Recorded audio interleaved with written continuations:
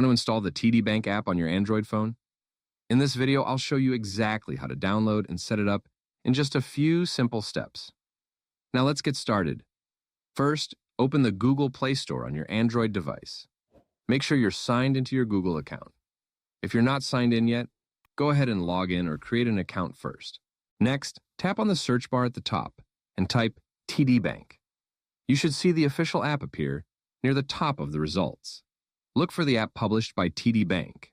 You can also check the number of downloads and reviews to make sure you're selecting the official app. Now tap Install. The app will begin downloading and installing automatically. Depending on your internet speed, this may take a few seconds.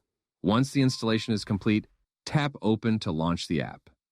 You can also find the app later from your home screen or app drawer. When the app opens, tap Agree or Get Started if prompted.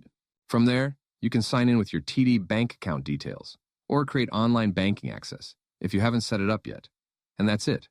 That's how you can install the TD Bank app on your Android phone quickly and safely. Thanks for watching, and I'll see you in the next video.